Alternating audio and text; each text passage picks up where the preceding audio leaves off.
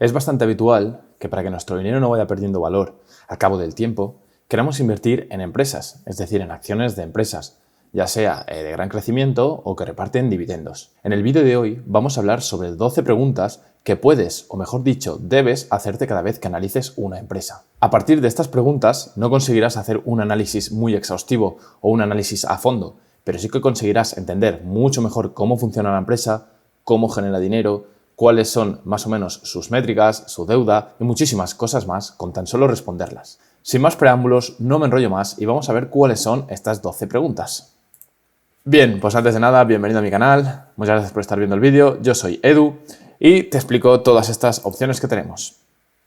Bien, vamos al lío, 12 preguntas clave para analizar empresas. Empezamos con la primera pregunta y obviamente la más obvia que te tiene que venir a la cabeza de primeras y es ¿cómo funciona el negocio? En el caso que vamos a estar viendo hoy he puesto todas las respuestas o todas las gráficas, etcétera, que vamos a ver durante la presentación sobre la empresa Nemstek y ya voy a aprovechar para explicártela a la vez que obviamente respondo a la primera pregunta de cómo funciona el negocio y básicamente Nemstek ofrece soluciones de software, es decir, programas que lo que permiten es todo el tema de arquitectura, ingeniería, construcción y muchísimas cosas más. Y básicamente esta empresa lo que hace es dividirse en diferentes sectores, como podemos ver, pues el sector del diseño, el sector de la construcción, de la gestión y los medios, y básicamente a cada sector lo que hace es aportar pues diferentes programas que ayudan pues a simplificarlo, a hacer la vida más fácil, a poder llevar pues lo que vienen siendo todas las construcciones, el diseño, etcétera. Entonces, lo primero que hay que entender es cómo gana dinero. Cómo gana dinero el negocio es básicamente vendiendo este software y estas suscripciones a sus clientes y luego ver un poquito cómo está distribuido. Es decir, como te decía, como aporta a diferentes sectores, pues tiene el sector del diseño, que representa casi la mitad del negocio, luego tiene el sector de la construcción, luego por otro lado tiene también el sector del manage, que es decir, de la gestión, y luego tiene pues los sectores del media, para el cine, para los videojuegos, etc. Por otro lado, también tenemos que saber dónde vende, dónde están los clientes.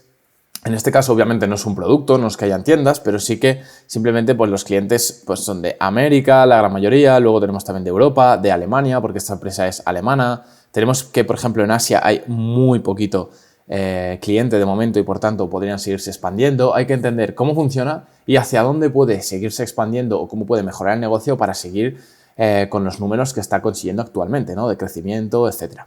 Una segunda pregunta muy importante que hacerse es ¿cuál es el crecimiento de las ventas? Obviamente, si una empresa no crece en ventas, pues difícilmente va a ir bien. En este caso, vemos que a más crecimiento suele ser mejor. Ojo, remarco el suele porque no tiene por qué, pero es un buen indicativo. Luego, el crecimiento debe ser sostenido en el tiempo, no nos vale de nada que un año crezca y dos no. Y luego que el mercado crece una media de un 8% aproximadamente, por tanto, si crece por encima de este 8%, pues podría ser un indicativo que es una buena empresa. La pregunta número 3, ¿cuál es el ROE? O también conocido como Return on Equity. Pues básicamente, cuanto más ROE tiene una empresa, es decir, el retorno de la empresa sobre el dinero aportado por los accionistas, pues mejor suele ser la empresa.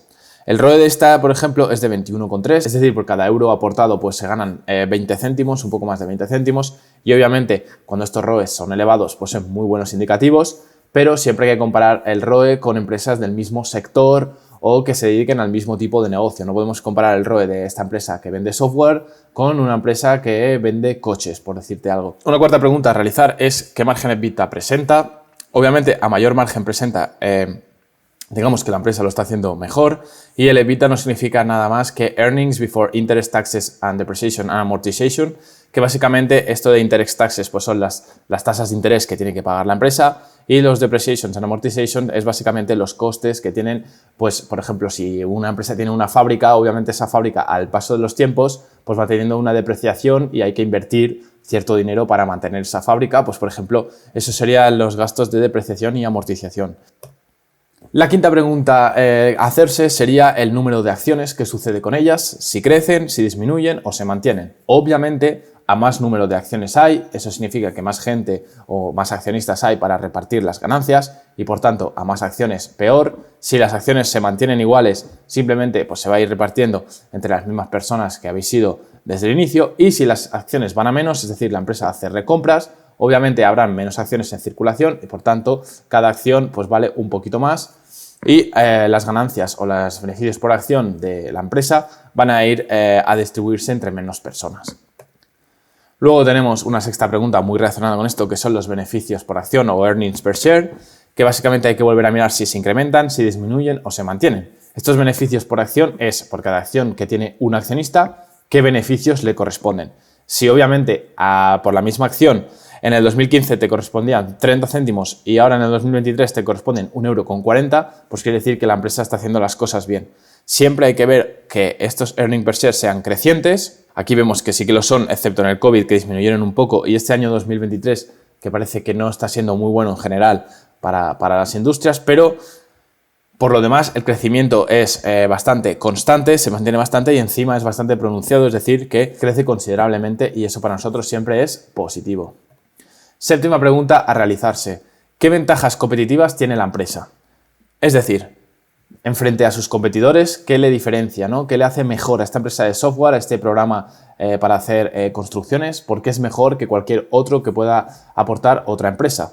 Pues bien, en este caso, por ejemplo, he puesto que podría ser mejor debido a ventajas de marca o reputación. Al final, cuando tú haces un programa, si el programa empieza a funcionar bien dentro del mundillo de la ingeniería, entre la gente que lo habla, sabe de la existencia de este programa, de su buen funcionamiento, de lo fácil que es usarlo, etcétera, pues vas a empezar a crear una marca y una reputación que es muy importante. Por otro lado, también tiene la propiedad intelectual, es decir, tienes muchos conocimientos, gente que sabe cómo va el programa, cómo está hecho, cómo se hacen los cálculos. Todo eso es algo que obviamente no se puede cuantificar con dinero, pero que está ahí aportado. Luego también tiene un efecto red. Obviamente, cuando una persona usa el programa, si le pasamos un archivo a un colaborador nuestro, pues ese colaborador también va a necesitar del programa para poder pues, entrar en el archivo, hacer modificaciones o lo que sea. También tiene unos costes de cambio. Una vez aprendemos cómo funciona el programa, pues obviamente nos costaría cambiarnos a otro y tener que volver a saber cómo funciona el programa, es volver a empezar de cero. Y luego, por último, pues fijación de precios, que hemos visto, si estudias un poquito la empresa, pues hemos visto que han creado unas suscripciones que se conocen como el nombre de SaaS y básicamente lo que hacen es que te van cobrando de forma mensual o de forma anual para poder usar el programa. Es como una suscripción del Netflix, pero para el programa este de software. Y obviamente cuando suben el precio de esta suscripción, pues los clientes igualmente siguen pagando porque al final es el programa que usas y lo necesitas para trabajar. Por otro lado, el punto número 8 o la pregunta número 8 sería: ¿el equipo directivo está alineado? Y esto tiene que ver con la gente que controla la empresa. Es decir, cuando nosotros tenemos a directivos que no tienen, por ejemplo, ningún tipo de acción en la empresa, que solo ganan dinero a través del sueldo, a ellos les va a dar un poco igual si la empresa va mejor, si se mantiene, si va peor. Al final ellos van a acabar ganando lo mismo a final de mes y por tanto los esfuerzos y la implicación que tienen suele ser inferior. Obviamente no todos, pero puede ser un mal indicativo. Por otro lado, cuando la gente en vez de depender más del sueldo tiene gran parte de las acciones, como en este caso en la familia Nemetschek, que tiene el 43% de las acciones, pues obviamente la familia se va a preocupar que quien esté al frente de la empresa sea una persona pues implicada, se va a preocupar porque todo vaya bien, va a saber todo perfectamente cómo funciona su empresa, su software, va a intentar hacerlo lo mejor posible porque al final su riqueza o su patrimonio depende de que la empresa lo haga bien y depende básicamente de que las acciones suban de precio. La pregunta número 8 viene ya relacionada un poco más con los números y es: ¿tiene buenos fundamentales? A partir de aquí es cuando ya empezamos realmente a mirar los números a fondo. Hasta ahora habíamos visto algún vistazo rápido, pues si crecía, si los beneficios por acción lo hacían bien, si no diluían mucho acciones, pero ahora ya tenemos que entrar en materia de verdad y es cuando empezamos a mirar pues todos sus fundamentales en las cuentas anuales. Es decir, miramos sus pérdidas y ganancias, miramos el balance de activos pasivos, miramos los flujos de caja, hacemos nuestros análisis, veamos que todo vaya bien, que la deuda sea baja, los activos y los pasivos cómo están, qué son, qué pérdidas hay, cuáles son los costes. Miramos un poquito todo para ver que todo nos cuadre, funcione bien. Obviamente esta pregunta ya tiene mucha parte de análisis fundamental que hay que entender y saber interpretar estos estados financieros, pero al final la conclusión a la que acabarías llegando es si tiene unos buenos fundamentales y si tiene un buen poder de revalorización. Es decir, si la acción al cabo de 3 años, de 5, te va a poder aportar ganancias o no. La pregunta número 10 es: ¿cuál es la valoración actual? Y es que obviamente una vez tienen los fundamentales y todo lo demás correctos, hay que mirar si esta empresa está ahora mismo a valoraciones caras, es decir, que la gente está dispuesta a pagar mucho por ella o no lo está. En este caso concreto te he puesto aquí de ejemplo el PER, es decir, el precio en función de las ganancias normalizadas. Aquí, como vemos, el PER de esta empresa está bastante arriba, es decir, la empresa está bastante cara porque el PER vemos que está a 40 y pico veces. Normalmente los PER se suelen mover dependiendo de la empresa, el sector, el crecimiento, etcétera, pero por valores de 10, 15, 20, 25. Unos valores ya de 40 y pico, 50 son muy elevados y nos puede indicar que la empresa está cara. Y eso de que esté cara sería un indicativo de que, aunque fuese la mejor empresa del mundo, si el precio a pagar es muy alto, puede que no nos vaya a salir a cuenta. Y todo eso hay que ser consciente de ello. Por otro lado, la pregunta número 11 es ¿qué riesgos presenta? Hemos estudiado la acción, hemos visto los fundamentales, hemos visto que está barato, lo tenemos todo perfecto, es la mejor empresa de nuestra vida, pero ¿qué riesgos hay? Es decir, puede venir ahora mismo un competidor, crear un programa mejor y que dejemos de tener ventas. Puede ser que la construcción desaparezca, lo hagan todos los robots y este programa ya no sirva para nada. Todas las cosas que pueden pasar, qué casuísticas, qué riesgos tenemos, hay que saberlos interpretar, hay que tenerlos conscientes y hay que plasmarlos en nuestro informe o tenerlos al menos en cuenta para año tras año ir verificando que esos riesgos pues, están controlados y que no son ningún problema o amenaza para la empresa. Y ya por último, la última pregunta es la número 12, que ¿quiénes son los competidores? Obviamente, cuando nosotros analizamos una empresa, también tenemos que tener en mente que hay otras empresas que hacen el mismo servicio o muy parecido. Y por tanto, hay que ver esos competidores si son mejores empresas, si lo saben hacer mejor, si tienen mejores márgenes, si tienen más crecimiento, si están a mejores valoraciones. Todo esto hay que hacer un pequeño análisis o una pequeña visión general de las empresas competidoras, que en este caso pues te he puesto Adobe, Autodesk, Microsoft. Son empresas que pueden ofrecer estos softwares o al menos cosas o productos parecidos.